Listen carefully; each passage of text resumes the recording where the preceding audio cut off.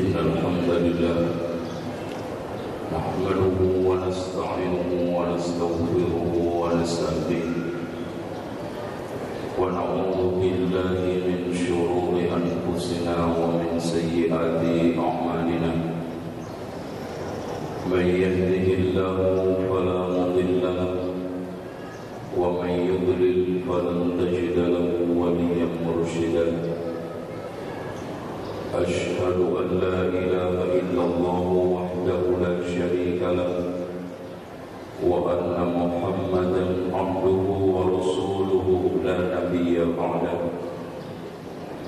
قال الله عز وجل يا أيها الناس اتقوا ربكم الذي خلقكم من نفس واحدة وخلق منها زوجها وبث منهما رجالا كثيرا ونساء واتقوا الله الذي تساءلون به والأرحام إن الله كان عليكم رقيبا وقال تبارك وتعالى يا أيها الذين آمنوا اتقوا الله حق تقاته ولا تموتن إلا وأنتم مسلمون وقال عز وجل يا أيها الذين آمنوا اتقوا الله وقولوا قولا سديدا يصلح لكم أعمالكم ويغفر لكم ذنوبكم ومن يطع الله ورسوله فقد فاز فوزا عظيما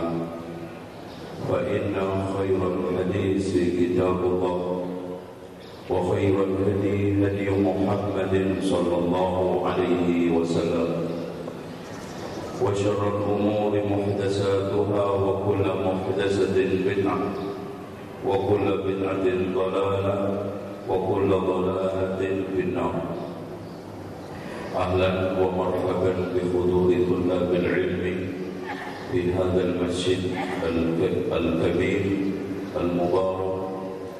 Mudah-mudahan kehadiran kita mendapatkan ilmu yang bermanfaat, dibarengi dengan niat yang ikhlas, mendapatkan pemahaman yang sempurna. Karena penyakit thalabul ilmi yang paling berbahaya adalah salah paham di dalam mencerna apa yang disampaikan oleh muhadhir atau ustaz. Sehingga Imam Al-Mubajjal Muhammad ibnu Idris Asy-Syafi'i mengatakan kam min a'ibin qawlan sahihan fa'afatuhu minal fahmis saqim. Berapa banyak orang yang mencela pendapat yang baik, akhirnya ngaji belum selesai sudah pulang karena penyakitnya adalah salah paham. Dengan demikian, ketika Umar bin Khattab radhiyallahu anhu mengutus dan mengangkat Abu Musa al-Asy'ari menjadi gubernur, mengatakan al-fahma wa ma udliya ilaika, waspadai pemahaman wahai Abu Musa al-Asy'ari yang telah masuk kepada kamu. Oleh karena itu Syekh Muhammad ibnu Shalih al-Utsaimin di dalam kitabnya As-Safwatul Islamiyatu Qawaiduha wa Dawabiduha, beliau mengatakan kesalahan akibat salah paham terkadang lebih fatal ketimbang kesalahan akibat kebodohan. Ikhwan, alhamdulillah saya bersyukur walaupun baru kemarin saya datang dari safar. Pertemuan saya dengan Al-Akh Al-Fadil Ustadzuna Abu Haidar menghilangkan kelelahan saya. Pertemuan seperti ini jarang kita temukan. Inilah mudah-mudahan termasuk yang kita bahas insya Allah. Karena memang menciptakan al-ukhuwah fillah, apalagi di zaman sekarang sangat sulit.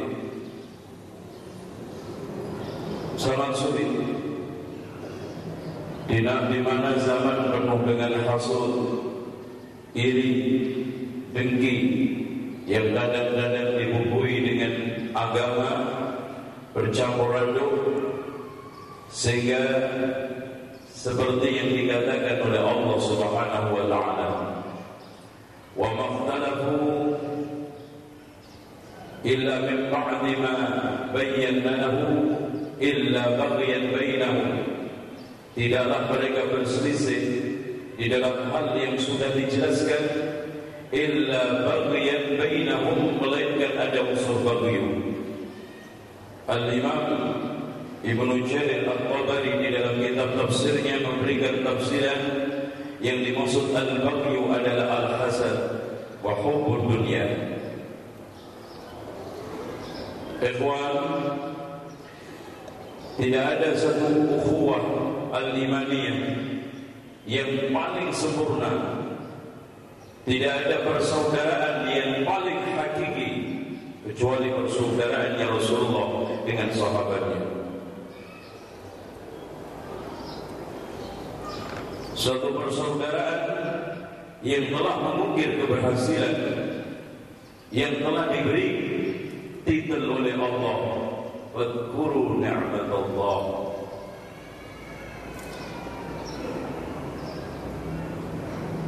Wadhkuru ni'matallah, ni'matul ukhuwah.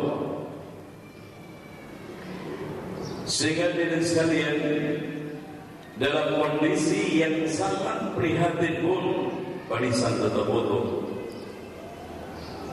Bukan ada duit bersatu, ada dunia bersatu. Ketika sekarang dalam keadaan tidak enak, maka semuanya pada mencari masing-masing perlindungan. Makanya Allah Subhanahu wa taala mengingatkan kepada as-sahabah ketika itu dan kepada semua kaum muslimin, wadhkuru ni'matallahi 'alaikum id kuntum a'daan. Ingatlah kalian akan nikmat Allah atas kalian ketika saat itu kalian berselisih, permusuhan antara Aus dan Khazraj, tidak tanggung-tanggung 120 tahun perang. Allahu Akbar. Allah satukan dengan al-iman, Allah satukan dengan satu kalimat tauhid, la ilaha illallah.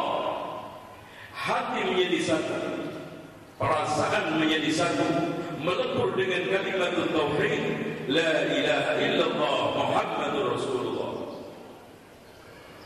Kenikmatan apa lagi yang kita cari di dunia selain itu? Wadhkuru ni'matallahi 'alaikum. Termasuk antum hadirin sekalian, ingat antum hadir di sini karena sunnah, insyaallah.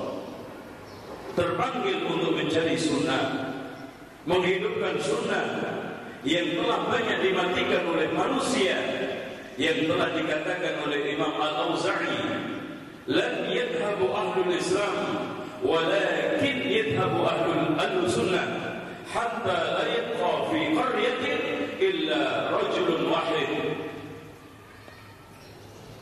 Ahlul Islam tidak akan hilang, tetapi yang lenyap adalah ahlus sunnah, sampai tidak tersisa dalam satu kampung kecuali 2 orang, 1 orang. Ukhuwah yang langka, yang tidak dibangun di atas keuntungan harta, bagi-bagi kambing bisnis, atau keuntungan bagi-bagi bendek partai, atau macam-macam, tidak. Tetapi keuntungan hanya satu. Wadhkuru ni'matallahi 'alaikum id kuntum a'daan fa'alafa baina qulubikum. Allahumma alif baina qulubina. Allahumma alif baina qulubina wa aslih dhata bainina. Ya Allah, satukanlah hati kita, hati orang-orang yang telah tentram menerima sunnah, hati yang telah selama ini akrab dengan sunnah, hati yang selama ini telah tertaut dengan sunnah, dan mempertahankan sunnah di saat redup, manusia telah menjauh dari kebenaran.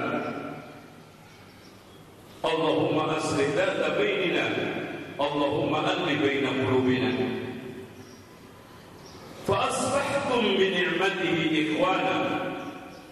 Nikmat apa tidak lain adalah al-yawma akmaltu lakum dinakum wa atmamtu 'alaikum ni'mati wa raditu lakumul Islam madinan. Nikmat Islam yang telah sempurna, yang selalu dicoreng oleh musuh Islam, baik yang eksternal maupun internal. Penjaga Islam semakin sedikit, hurrasul tauhid semakin langka. Bada al-Islamu ghariban wa sayaudu ghariban kama bada tuba lil ghuraba. Mereka siapa yang dikatakan oleh Rasulullah ghuraba? Unasun salihun fi unasi su'in kathir man ya'sihim aktsaru mimman yuti'uhum. Ikhwan, anak kasihkan sedikit cuplikan ukhuwahnya Rasulullah dengan sahabat. Pernah ada seorang sahabat yang saya turunkan juga dalam tulisan saya As-Sunnah, canda dan juga masalah pelawak. Dari pelosok,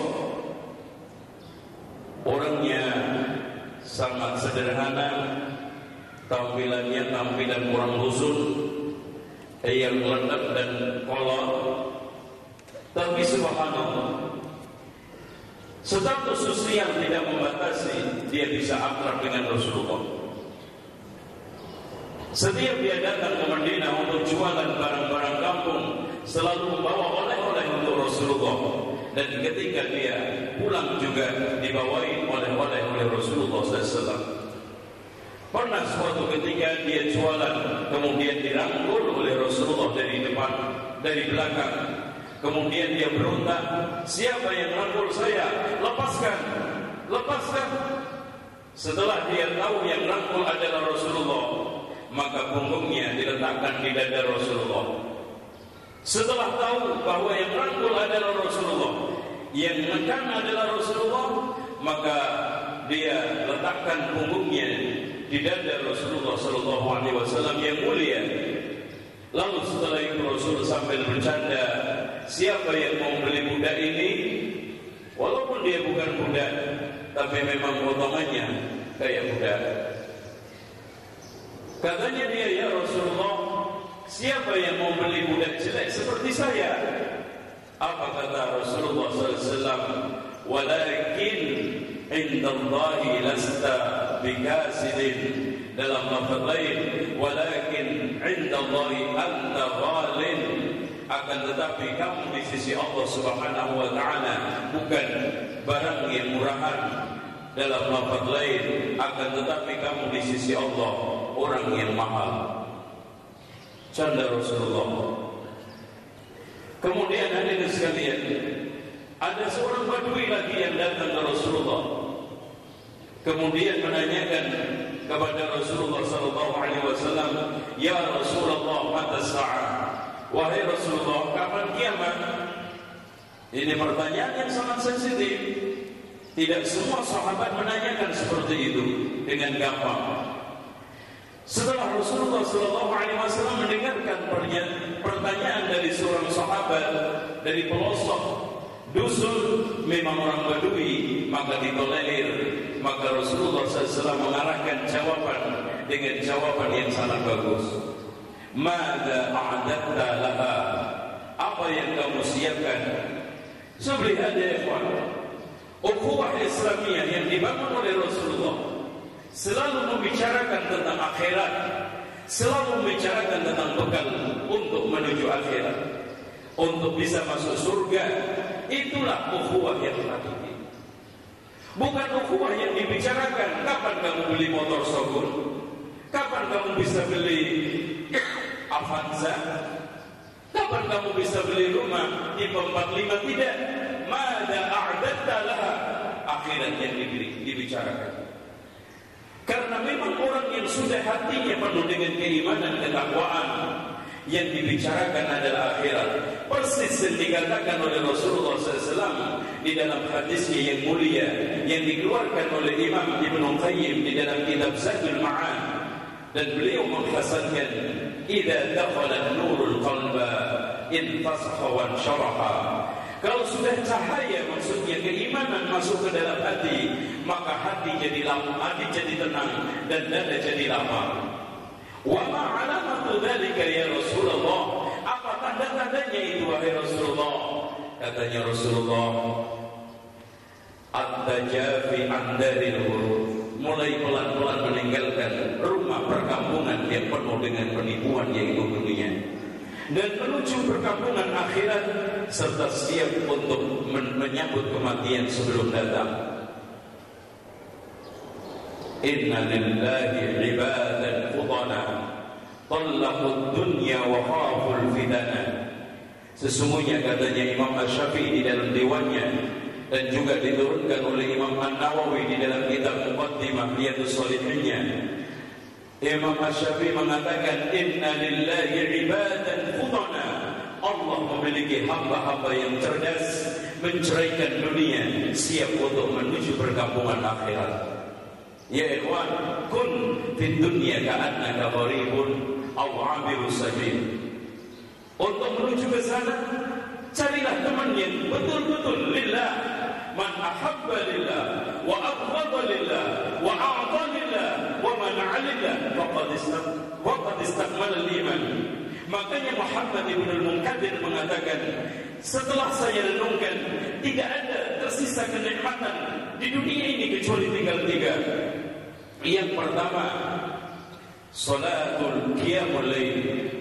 Kemudian yang kedua, liqa'ul ikhwan. Yang kedua kita ini aja. Yang kedua, salatul jamaah. Dan yang ketiganya, liqa'ul ikhwani fillah. Qiyamul lail da'bus salihin. Wa minal laili fatahajjad bihi nafilatan lak. Salatul jamaah yang Allah Subhanahu wa taala menjamin bebas dari munafik. Dalam hadis yang sahih dikeluarkan oleh Imam At-Tirmidzi di dalam sunannya, man shalla 40 yawman yudriku takbiratal ula kutibat lahu bara'atun minan nifaq wa bara'atun minan nar. Siapa yang salat 40 hari selalu menemukan takbiratul ula, maksudnya ihram bersama imam, maka ditulis 2 kebebasan, bebas dari neraka dan bebas dari kemunafikan. Allahu Akbar.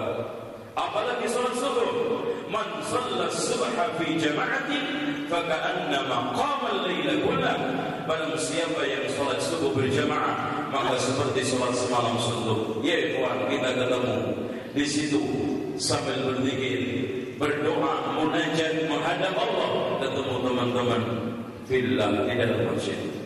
Liqaul ikhwan, saling muhasabah, saling tukar aib.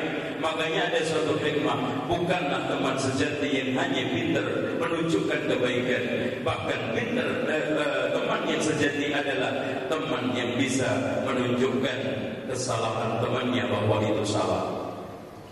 Sulit. Orang itu kalau sudah cinta, sulit untuk mengatakan salah itu salah.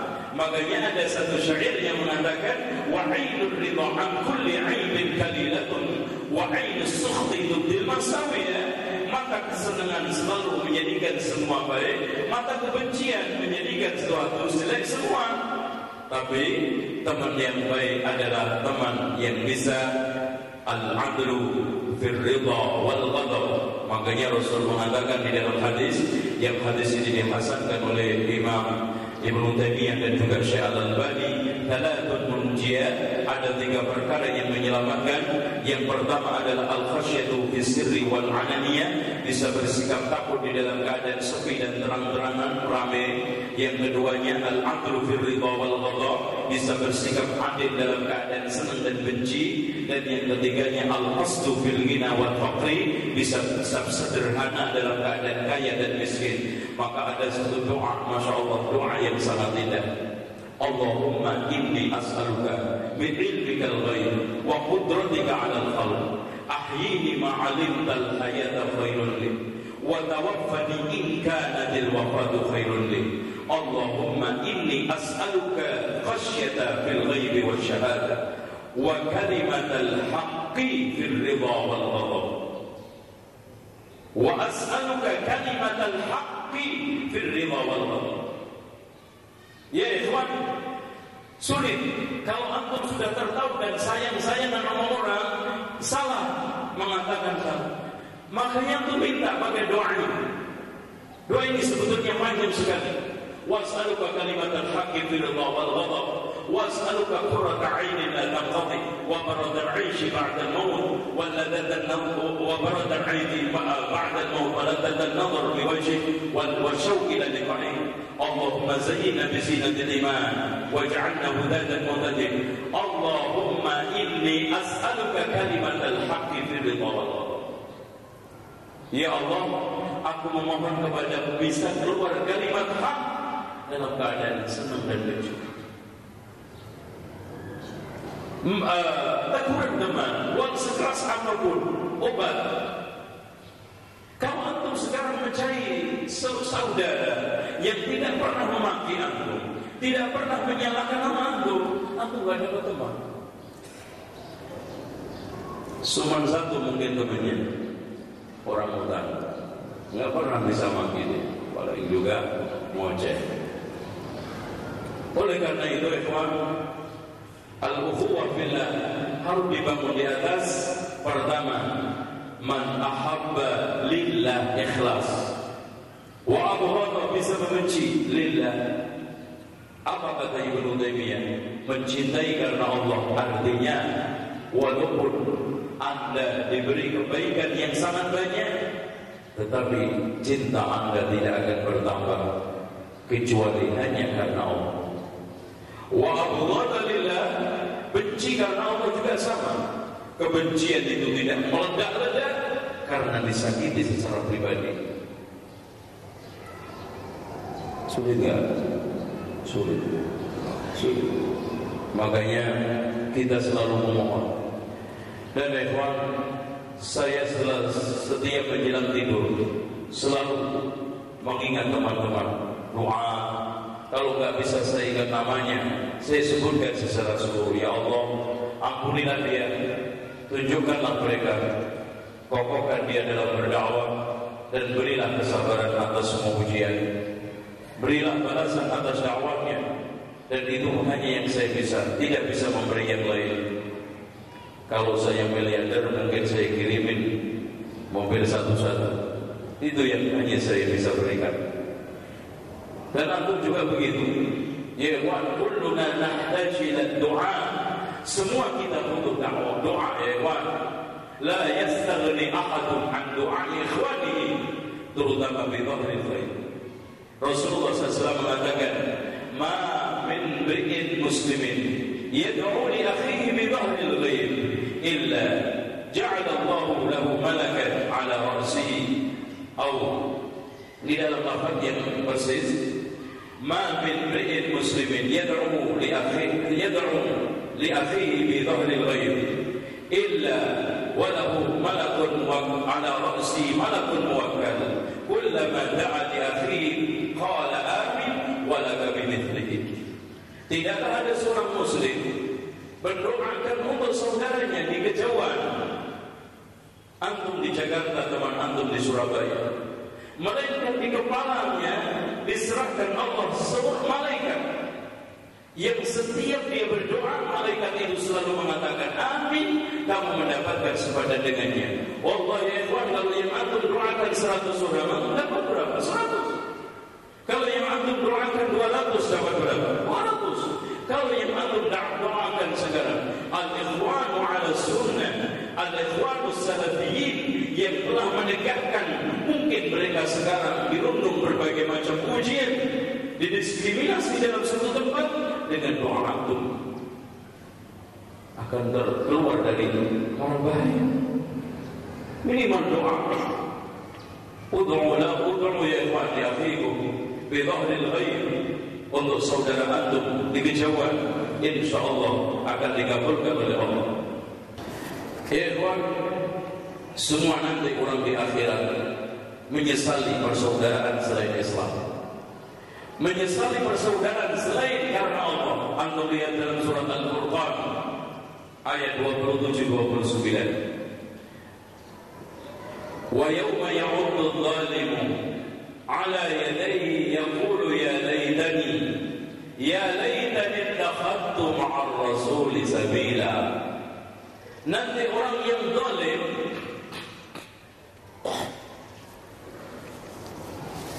mengatakan di hari kiamat sambil menggigitkan jarinya, aduhai, seandainya dulu saya mengambil jalan bersama Rasulullah, maksudnya thariqatul huda wan najat, thariqatus sunnah. Makanya Fudhal bin Iyad mengatakan, jangan kau tergiur jalan selain sunnah, walaupun banyak yang melewatinya, dan kamu jangan merasa merana dengan jalan sunnah, walaupun jarang yang melewatinya. Jangan. Sabar ya ikhwan, isbiru ala sunnah. Makanya Imam Sufyan As-Sawri mengatakan, istausu bi ahli sunnati khaira, ay sabra. Jalan ini sempit, jalan ini sulit. Huffatil jannatu bil makarim. Insyaallah antum nanti sebelum menyesal seperti orang ini, yauma ya'uddu dhalimu ala yadayhi ya laitani ittakhadtu ma'ar rasuli sabila. Ya laitani di sini ya ikhwan, paling banter cuma 70 tahun. Antum di akhirat berapa lama? Dimaksa. Nanti di sirat diajak bicara oleh Allah satu persatu. Nanti imma surga atau neraka. Fadainahun najdain. Sedikit. Antum sekarang hidup di dunia. Kalau antum tidak realisasikan ini, selanjutnya, ya laitani, ya wailati, ya wailata laitani lam attakhidh fulanan khalila. Aduhai, celaka saya, seandainya dulu saya tidak menjadikan dia sebagai teman. Seandainya saya dulu tidak menjadikan dia sebagai teman, pendamping, terutama teman istri atau suami. Ya ikhwan, kalau kita sekarang membahas masalah persaudaraan, pertemanan yang tidak ada kaitan, mungkin satu hari, mungkin sejam, kadang ketemu seminggu, apalagi dengan orang yang tiap hari per jam ketemu, suami istri, jangan sampai menyesal. Pilih yang baik, pilih yang bagus. Kalau tidak, ya wailata laitani lam attakhidh fulanan khalila. Laqad adallani anid dzikri. Laqad adallani anid dzikri. Dia telah menyesatkan saya ya Allah dari al-dzikr. Ba'da idh ja'ani wa kana asy-syaitanu lil-insani khadula. Laqad adallani. Ya Allah, dia menyesatkan saya. Tapi enggak bisa. Makanya enggak ada alasan juga. Nanti juga kalau saya seandainya salah, dosa dia kan yang nanggung, bukan saya. Enggak. Saya lanjutkan kisah Badui tadi yang menanyakan Rasulullah SAW tentang kiamat. Kemudian Rasulullah SAW menanyakan, "Mada a'adta?" Apa si Badui jawab? Hubbullahi wa rasuli, cinta Allah, cinta Rasul. Apa kata Rasulullah? Anta ma'aman ahbabta, kamu bersama orang yang kamu cintai. Allahu Akbar. Anas yang di belakang dialog Rasulullah dengan Badui menyaksikan dialog yang begitu indah, menangis. Wallahu Akbar. Kata dia, saya tidak mendapatkan hari lebih senang ketimbang hari sekarang ini. Rasulullah mengatakan, anta ma'aman ahbabta, sehingga aku cinta Allah, cinta Rasul, Abu Bakar, Umar, Utsman, Ali. Sementara amalku walaupun tidak sama dengan mereka, berharap saya bisa kumpul bersama mereka. Allah. Anda lihat sekarang, orang yang cinta orang baik akan bersama orang baik. Afanaj'alul muslimina kal mujrimin? Apa mungkin orang yang cinta penyanyi, cinta cinta arti cinta orang jelek akan dimasukkan surga? Afanaj'alul muslimina kal mujrimin ma lakum kaifa tahkumun? La, orang yang orang baik mencintai orang baik akan bersama kebaikan, yaitu faulaika ma'al ladzina an'ama Allahu 'alaihim minan nabiyyin was-siddiqin wasyuhada'i was-shalihin. Orang jelek bersama orang jelek. Cinta pemain sepak bola, silakan Anda cari tempat bersama mereka. Cinta penyanyi, cinta akan bersama mereka. Anta ma'aman ahbabta. Hati-hati soal masalah percintaan, kagum, figur atau mengelurukan satu tokoh. Hati-hati, ada konsekuensi surga neraka. Anta ma'aman ahbabta. Kemudian kita sekarang masuk ke dalam surga. Ya ikhwan, sebelum saya masuk di surga, saya akan bacakan satu hadis yang mulia. Hadis ini dikeluarkan oleh Imam An-Nasai dalam Sahihnya. Inna hawla al-'arsy manabir min nur 'alayha qawmun libasuhum nurun wa wujuhuhum nurun. Laisu bi anbiya wala syuhada yaqbiduhumul anbiya wa syuhada. Di sekitar arsy nanti ada mimbar-mimbar dari cahaya. Yang di sana ada manusia, pakaiannya bercahaya, wajahnya bercahaya. Mereka bukan nabi, bukan orang mati syahid, yang diiringi dalam arti positif oleh para nabi dan oleh syuhada. Kemudian para sahabat bertanya suatu hal yang sangat-sangat populer di tengah sahabat. Tidak ada satu celah kebaikan, pasti mereka falyatanafasil mutanafisun, mengejar. Lain dengan kita, rontok rebutan apa? Menghindar dari kebaikan. Contoh paling fakta yang 10 terakhir Ramadan, maju apa mundur?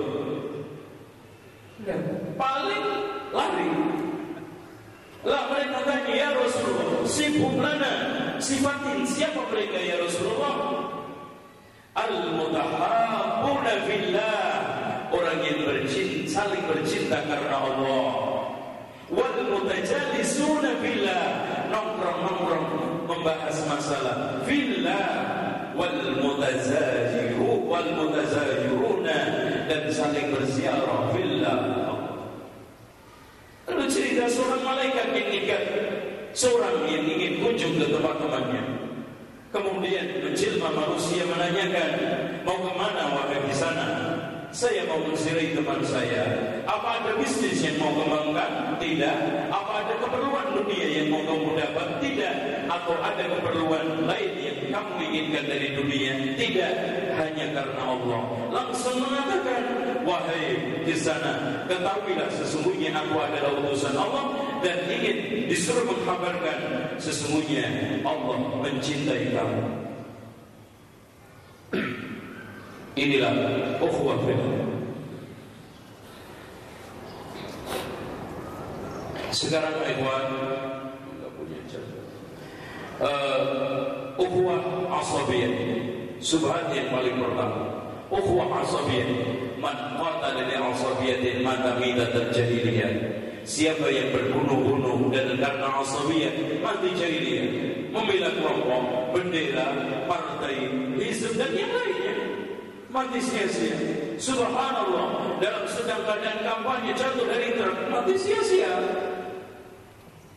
Tapi kalau sekarang antum datang ke sini mengaji, mengkaji, masuk ke dalam firman Allah, sabda Rasulullah SAW, ma min qaumin yajtami'un yatluna kitab Allah wa yatadarrasuna fima bainahum illa nazalat 'alaihim sakinah wa ghashiyatuhum rahmah wa huffat 'alaihimul malaikah. Asabiyah, kekeluargaan kedaerahan. Orang Lamongan kasih merek Orla, orang-orang Lamongan, Malang, Arema, terus apa lagi? Ini semuanya jahiliyah ya ikhwan. Antum jangan membangun di atas ukhuwah persatuan atau ketemu seperti itu. Enggak mungkin. Dan nanti akhirnya ikhwan, prinsip mereka bersatu untuk meninggalkan Islam, bersatu untuk menanggalkan kebenaran, bersatu untuk melenyapkan sunnah. Padahal persatuan kita untuk apa? Lihat di dalam surat Asy-Syura. Walaqad awhayna ila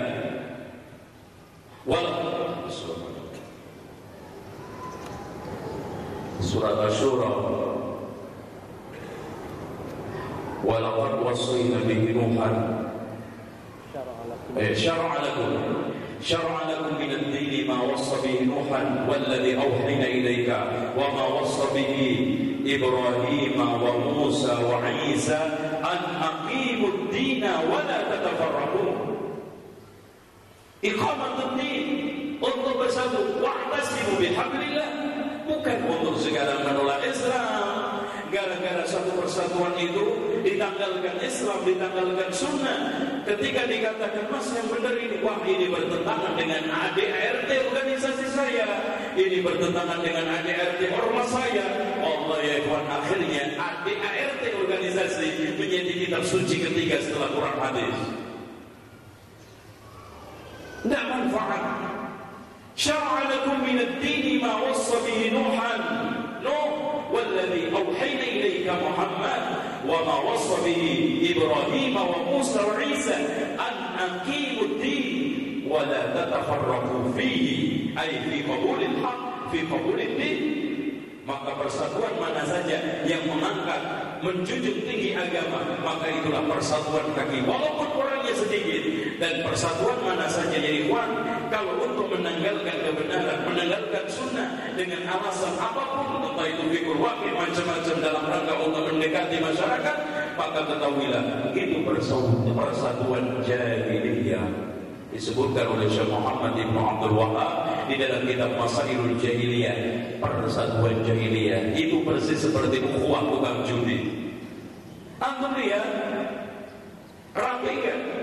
Rapi barisnya, Masya Allah melingkarnya, bahkan mereka dari mulai awal sampai akhir tenang, khusyuk, ya, cuman gagal baca kafaratul majlis. Masya Allah, apakah mereka ukhuwah? Tidak. Hatinya sedang berenang karena tidak didasarkan atas tujuan. Oleh karena itu mas, kalau antum diajak kumpul apapun, tanyakan untuk apa dan di atas apa. Pertanyaan itu kalau sudah dijawab oleh orang yang ngajak kumpul, silakan. Untuk apa mas? Di atas apa persaudaraan ini?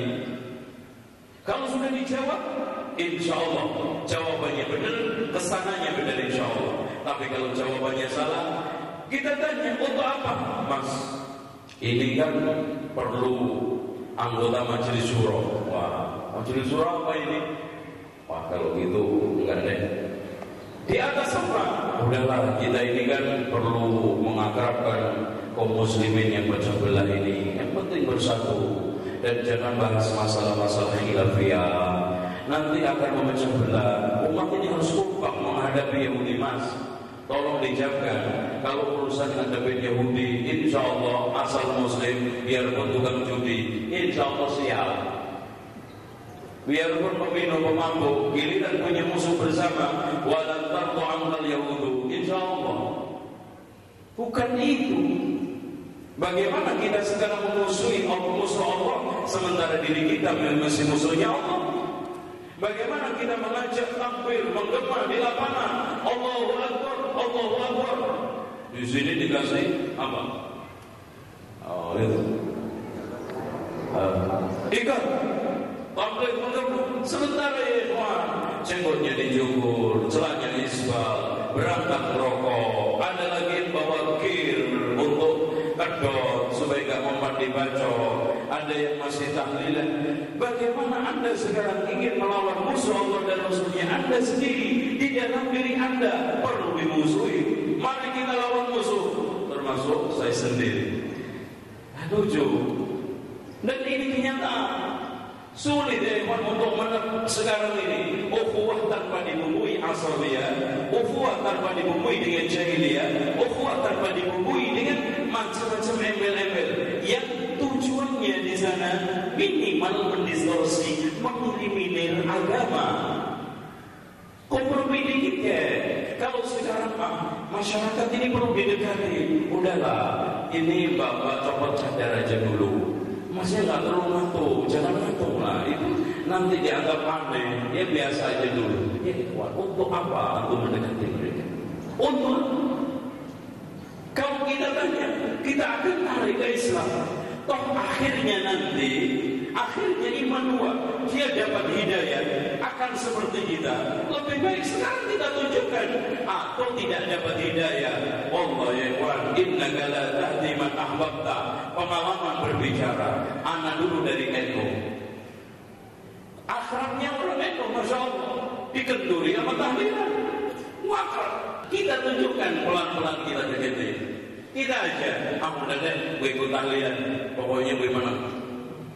Atau nanti saya datang pas ceramah, kita jadi bapak tahlilan aja, boleh-boleh aja.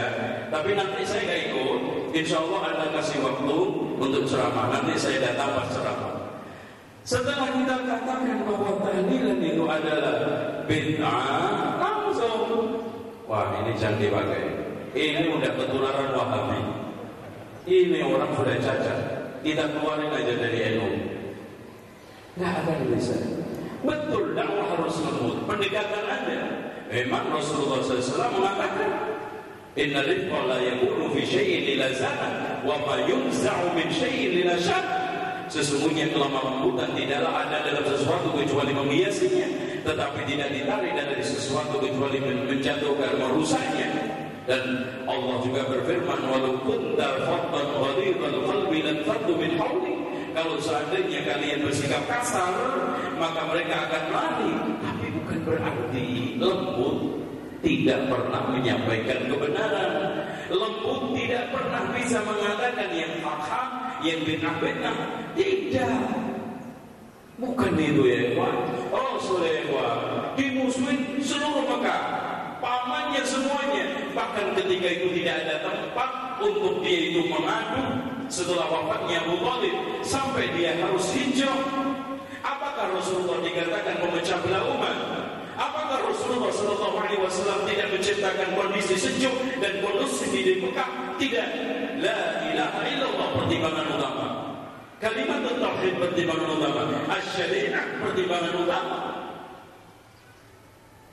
Disampaikan dengan faqula lahu qawlan layyina. Ya, hatta Nabi Musa ketika diutus menemui Fir'aun, faqula lahu qawlan layyina la'allahu yatadzakkar aw yakhsha. Tapi bukan untuk mengurusi distorsi kebenaran. Demikian, jazakumullahu khairan. Aqulu qawli hadza wa astaghfirullah li wa lakum wa astaghfirullahal azim. Innallaha huwal ghafurur rahim.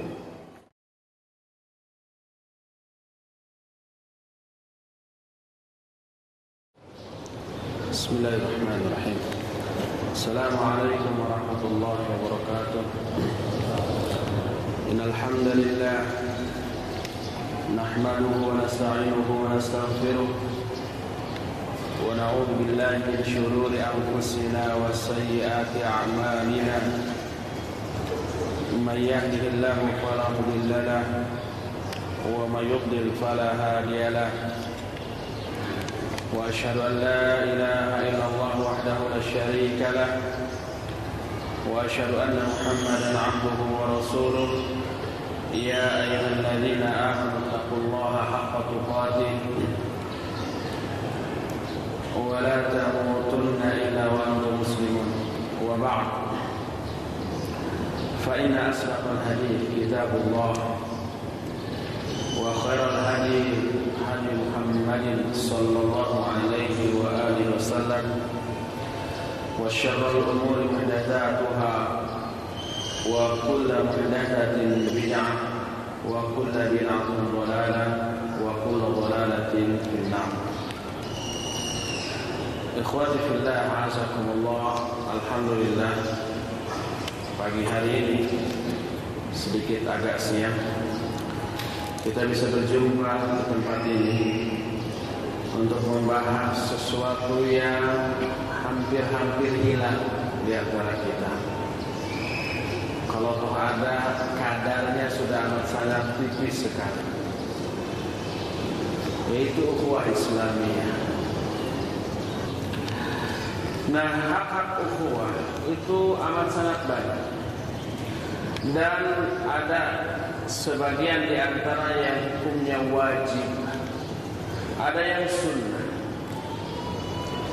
Akan tetapi yang akan kita bicarakan sekarang bukan merinci mana yang wajib, mana yang sunnah, tapi akan kita bicarakan hak-hak ukhuwah secara umum tanpa membedakan mana yang wajib dan mana yang sunnah, karena sama seluruhnya merupakan hal yang amat sangat penting untuk kita aplikasikan dalam kehidupan keseharian kita. Tapi 10 hal yang dijelaskan dalam buku ini bukanlah hasar, bukanlah pembatas, bukanlah hanya 10 hak itulah yang wajib kita tunaikan. Ada hak-hak lain yang tidak terterangkan di dalam buku ini, akan tetapi karena sempitnya waktu yang diberikan kepada penulis buku ini ketika muhadharah membahas ini, maka beliau hanya mencukupkan kepada 10 hak-hak ukhuwah Islamiyah.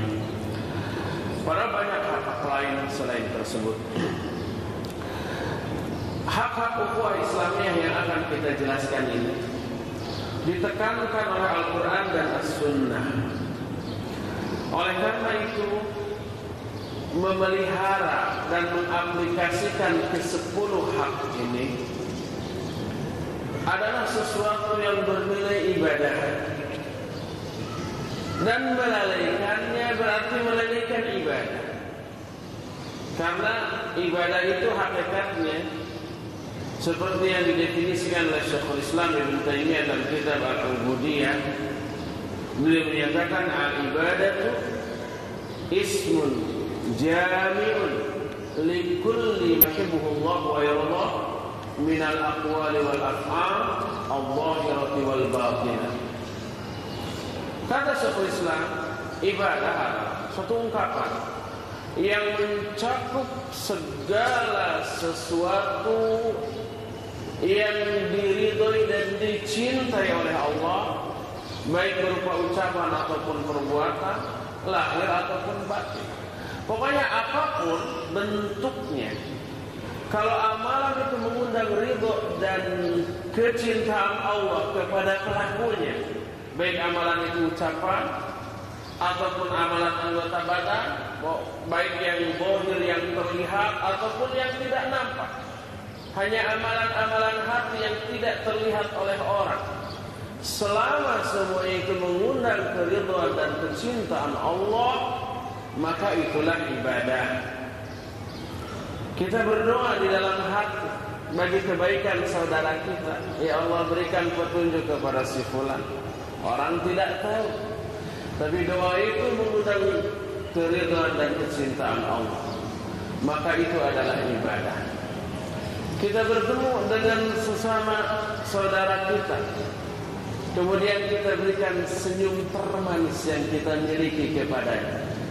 Orang itu senang melihat senyum yang manis kita, maka perbuatan itu juga mengundang kecintaan dan ridha Allah. Itu pun bernilai ibadah. Pokoknya apapun perbuatan, baik yang nampak ataupun yang tidak nampak, tapi bisa mengundang kecintaan dan keridhaan Allah Subhanahu wa taala, maka itulah ibadah. Dan di antara ucapan dan perbuatan yang diridhoi dan dicintai oleh Allah Subhanahu wa taala adalah melaksanakan hak-hak saudara kita atas kita. Dengan kata lain, melaksanakan kewajiban kita kepada saudara kita, baik saudara kita yang dikenal dekat ataupun tidak dikenal. Hanya tahu dari penampilan fisiknya dia muslim. Sebagai seorang muslim, dia memiliki hak yang harus kita tunaikan kepada sesama muslim. Apalagi kalau muslim tersebut memiliki hubungan spesial dengan kita, bukan hanya hubungan seagama dan seakidah, Tapi ada hubungan lain, hubungan persahabatan, hubungan kekerabatan, hubungan pertemanan, karena seringnya melakukan aktivitas yang sama pada waktu yang sama di tempat yang sama, dan itu berulang sehingga terjadi komunikasi yang intensif, yang mendalam, sehingga tahu segala-galanya tentang dia juga tahu segala-galanya tentang kita. Semakin kenal, semakin mendalam perkenalan ini, semakin muncul rasa yang mendalam juga, rasa mencintai terhadap orang itu atas dasar agama, atas dasar iman, atas dasar syariat Islam. Maka itu bukan sekedar hubungan muslim dengan muslim, tapi ada hubungan khusus, hubungan persahabatan, hubungan pertemanan, hubungan keakraban dan yang sejenisnya. Maka hak kita atas orang itu lebih besar lagi dibanding hak kita atas orang muslim yang tidak kita kenal sama sekali, atau hubungan antara kita dengan dia amat sangat jauh sekali. Maka ada hak-hak yang wajib ditunaikan oleh setiap muslim, dan kewajiban itu mencakup seluruh muslim, dewasa ataukah anak-anak, laki ataukah wanita, pejabat ataukah rakyat, seluruhnya terkena dengan kewajiban ini. Dan munculnya ukhuwah persaudaraan. Terlebih ada nilai plus yang selama ini luput dari pengamatan kita semua sebagai seorang muslim dalam masalah ukhuwah. Apa nilai plus tersebut? Nilai plus tersebut dijelaskan dalam Al-Quran bahwa munculnya ukhuwah persaudaraan yang nanti teraplikasi dalam bentuk rasa cinta, rasa sayang, kepedulian, perhatian kepada sesama muslim. Itu merupakan karunia dan nikmat besar dari Allah yang tidak Allah berikan kepada sembarang orang. Ukhuwah ini nikmat, ukhuwah ini karunia, ukhuwah ini fadilah dari Allah Subhanahu wa taala. Ini Allah tegaskan dalam Al-Quran surah Al-Imran ayat 103, kata Allah, "Fa'asbahtum bi ni'matihi ikhwan wa kuntum 'ala syafa hufratin minan nar fa'anqadhakum minha." Kata Allah, "Fa'asbahtum bi ni'matihi ikhwana," maka jadilah kalian dengan nikmat dari Allah menjadi orang-orang yang bersaudara. Para ulama ahli tafsir ketika menjelaskan ayat ini, mereka menyatakan bahwa ayat Allah yang berbunyi fasbahtum bi ni'matihi ikhwana, mereka menyatakan at-tanbihu ala anna husul al-ukhuwah husul al-mahabbah bainal mu'minin innama huwa bi fadlillahi jalla jalaluh. Kata para ulama, ayat yang menyatakan fasbahtum bi ni'matihi ikhwana, jadilah kalian karena nikmat Allah menjadi bersaudara, ini merupakan peringatan bahwa terjadinya ukhuwah, terjadinya persaudaraan, cinta dan kasih sayang yang muncul antara seorang mukmin dengan mukmin yang lainnya merupakan karunia yang besar dari Allah Subhanahu wa taala. Dan ini tidak Allah berikan kepada sembarang orang. Kata Allah dalam Al-Quran surah Al-Anfal ayat 63, "Lau anfaqta ma fil ardi jami'an ma allafta baina qulubikum walakinna Allah allafa bainahum." Kata Allah, seandainya kalian menginfakkan seluruh harta yang ada di muka bumi ini untuk dana ukhuwah ini, dana persaudaraan, untuk mempersatukan kaum muslimin. Ma'allafta baina qulubihim, kamu tidak mungkin bisa menyatukan hati-hati mereka. Walakin Allah allafa bainahum, tapi Allah lah yang akan menyatukan hati-hati mereka. Jadi siapa yang akan menyatukan hati kita dengan hati orang lain, hati seseorang dengan hati orang lain? Allah Subhanahu wa ta'ala, bukan kita. Walaupun kata Allah kita berupaya maksimal menyatukan orang-orang yang berpecah belah, yang tadinya bercerai-berai, yang tadinya tidak saling kenal, lalu berusaha untuk kita satukan dengan mengeluarkan dana sebanyak yang kita bisa, yang kita mampu. Kata Allah, "Lau anfaqta ma fil ardi jami'an." Kalau kalian menginfakkan semua harta ini di dunia seluruhnya untuk dana persatuan, ma'allafta baina qulubihim, kalian tidak akan bisa menyatukan hati-hati mereka, tapi Allah lah yang menyatukan hati-hati mereka. Ini semuanya menunjukkan bahwa bersatunya hati, sekalipun berasal dari ras yang berbeda, budaya atau kabilah, suku yang berbeda, negeri yang berbeda, warna kulit dan bahasa yang berbeda, kultur yang berbeda, kebiasaan yang berbeda. Tapi kalau Allah menyatukan mereka, pasti mereka akan bersatu.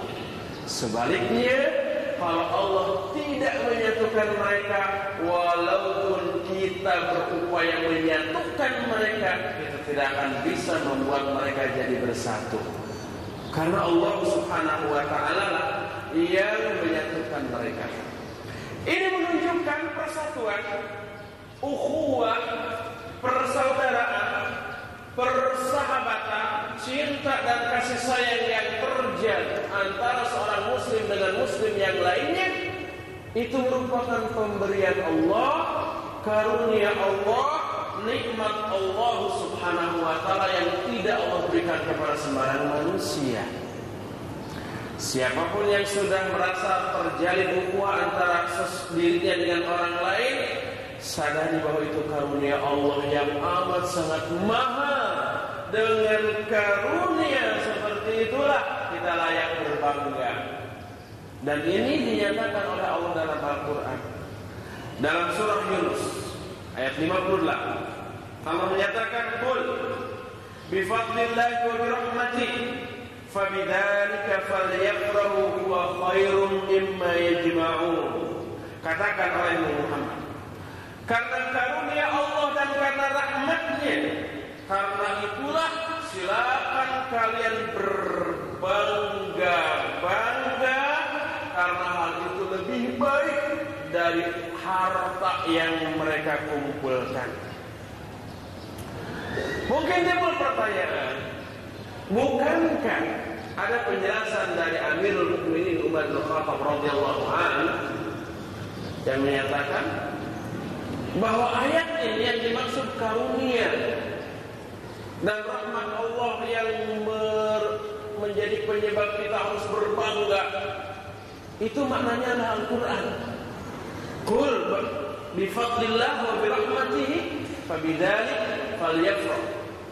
Dengan karunia dan rahmat Allah silakan kalian berbangga. Kata Umar, yang dimaksud karunia dan rahmat yang dijelaskan dalam ayat ini adalah Al-Quran. Tapi kenapa tadi dalam buku ini dikatakan ukhuwah ini karunia dari Allah, persahabatan, cinta dan kasih sayang yang terjalin antara seorang muslim dengan yang lainnya merupakan karunia dan rahmat Allah. Makanya pantas kita berbangga, bergembira, bersenang ria karena terjadinya ukhuwah ini. Apakah ini sesuai dengan makna ayat yang dimaksud? Kata muallif yang menyusun buku ini atau yang memberikan muhadarah yang kemudian kemudian ditranskrip menjadi buku ini, ya ini munasib, ini sesuai.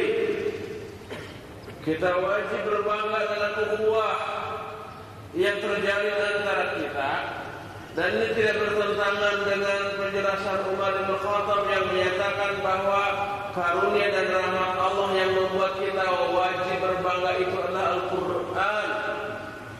Penjelasannya tidak bertentangan dengan ucapan Umar. Karena apa? Karena melaksanakan ukhuwah, menjalin ukhuwah, mengaplikasikan hak-hak ukhuwah merupakan pengamal dari ayat-ayat Al-Quranul Karim. Mengamalkan ayat karunia yang merupakan perkara yang patut dibanggakan.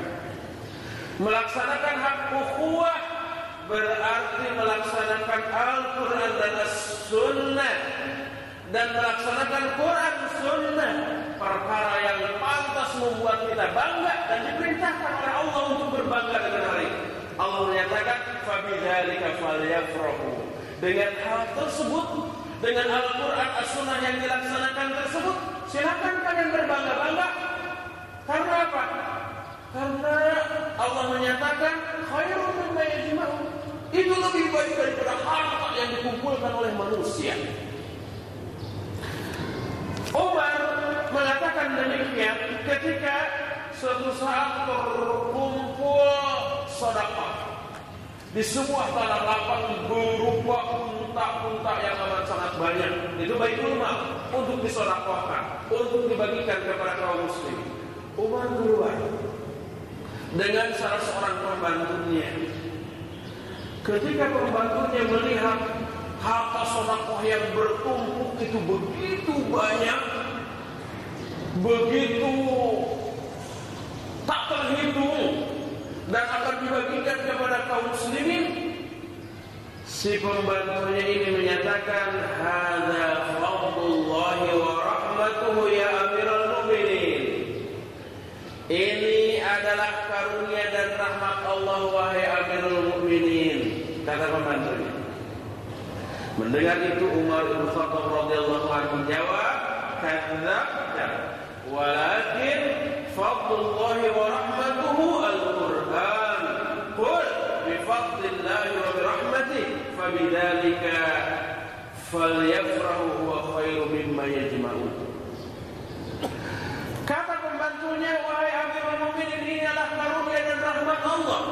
Umar menyatakan, bohong.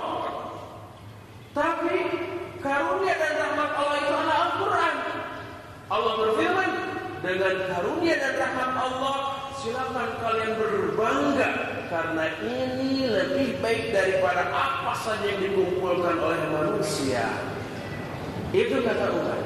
Jadi yang dimaksud karunia dan rahmat Allah yang kita diperintahkan untuk berbangga-bangga adalah Al-Quran, dan tentu saja pelaksanaan dari isi Al-Quran. Bukan sekedar Al-Qurannya diagung-agung tapi isinya dibiarkan. Isinya harus dipahami, dipelajari, dan diaplikasikan. Aplikasi dari ayat Al-Quran dan As-Sunnah yang sahihah, itulah karunia terbesar, karunia yang amat sangat hebat. Tidak sembarang orang mampu melakukannya, karena hanya orang yang memperoleh hidayah dari Allah yang mampu mengaplikasikan Al-Quran tersebut. Silakan kalian dengan hal itu berbangga-bangga. Dan salah satu di antara aplikasi dari ayat Al-Quran tersebut adalah melaksanakan hak-hak ukhuwah Islamiyah, hak-hak persaudaraan antara sesama muslim. Ini adalah salah satu ayat, salah satu bukan satu-satu, salah satu ayat yang menekankan kita untuk memperhatikan ukhuwah Islamiyah di antara sesama muslim. Aduh, ada teguran keras. Sudah 30 menit baru satu poin, haknya belum. Ini baru penting, haknya belum. Hadis banyak, Anda baca sendiri dalam hal itu. Saya tidak ingin terkena teguran yang kedua. Nah, Di antara hadis yang menjelaskan hal tersebut, yang menekankan aspek ukhuwah, ini banyak, ada beberapa yang disebut di sini. Tidak akan saya bacakan semua karena takut ditegur lagi. Salah satu aja, Rasul alaihi salatu wassalam menyatakan innallaha jalla jalaluhu yaqulu yaumal qiyamah ainal mutahabuna bi jalali al-yawma udhilluhum fi dhilli yawma la dhilla illa dhilli. Kata Rasul sallallahu alaihi wasallam dalam hadis sahih riwayat Imam Muslim, sungguhnya Allah berfirman pada hari kiamat, manakah orang-orang yang saling mencintai karena kemuliaan aku? Pada hari ini, maksudnya hari kiamat di alam mahsyar, aku akan berikan dia naungan di bawah naunganku pada hari di mana tidak ada lagi naungan yang lain selain naungan aku. Ini hadis yang kata orang Sunda pangbibita bagi kita. Pangbibita itu iming-iming, sesuatu yang membuat kita tertarik. Allah menyatakan, mana orang-orang yang saling mencintai karena aku? Pada hari ini aku akan berikan naungan kepada orang itu. Dan tidak ada naungan lain pada hari itu selain naungan aku. Ini sebenarnya ya, untuk memberikan tasjid, pendorong yang lebih atau sentuhan yang lebih mendalam, mestinya disyarah hadis ini. Nah, yang di sini tidak disyarah, tapi kalau saya syarah kepanjangan, ditegur lagi. Sedikit. Syekh Al-Utsaimin rahimahullah dalam kitab Syarah Riyadhus Shalihin ketika membahas hadis ini menyatakan bahwa yang dimaksud naungan di sini adalah naungan dari sinar matahari yang saat itu amat sangat dekat, sekitar berjarak 1 mil. Orang-orang kepanasan, keringat bercucuran. Ada yang keringatnya sampai semata kaki, ada yang sampai sebetis, selutut, sepinggang, ada juga yang sampai ke lehernya. Ini kondisi di akhirat. Jangan menerapkan hukum yang terjadi di dunia. Beda loh aturan yang Allah terapkan di dunia dengan di akhirat nanti. Kalau di dunia keringatnya kayak gitu sudah dehidrasi, sudah mati, ya. Masa ada keringat itu sampai seleher merendam orangnya? Nggak mungkin. Ya itu di dunia. Dan hukum yang Allah terapkan di dunia dengan di akhirat jauh berbeda. Di dunia yang ngomong mulut, di akhirat mulut tertutup, yang bicara tangan, kaki, kulit dan yang lain-lainnya. Itu Allah yang mengatur seluruhnya. Jangan dicapai, difahami oleh akal yang hanya menjangkau sebagian kecil dari urusan dunia. Dan tentu saja tidak bisa menjangkau apa yang ada di akhirat atau di alam gaib lain. Saat itu matahari amat sangat dekat, keringat bercucuran, panasnya luar biasa. Ada beberapa bagian orang, kelompok orang. Dalam satu hadis ada 7 kelompok, tapi di hadis lain Imam Ibnu Hajar menyatakan bukan hanya 7 kelompok tapi banyak. Di antara orang-orang istimewa itu adalah orang itu akan diberikan naungan oleh Allah. Kata Syekh Al-Utsaimin, naungan itu sengaja diciptakan khusus oleh Allah di akhirat yang kita tidak tahu kaifiatnya. Apakah berupa payung, apakah berupa awan yang menutupi, apakah berupa apa, wallahu a'lam. Kata Syekh Al-Utsaimin, Allah lah yang mengetahui hakikatnya. Adapun Syekh Syalim bin Al-Hilal dan kitab Bahjatun Nadhir Syarah Riyadhus Shalihin, yang menjadi naungannya itu adalah arsy Allah Subhanahu wa taala. Ikhtilaf karena para ulama tentang masalah ini. Dan ini adalah khilaf yang tidak tamad tapi tanawu. Nah, yang menjadi tasydid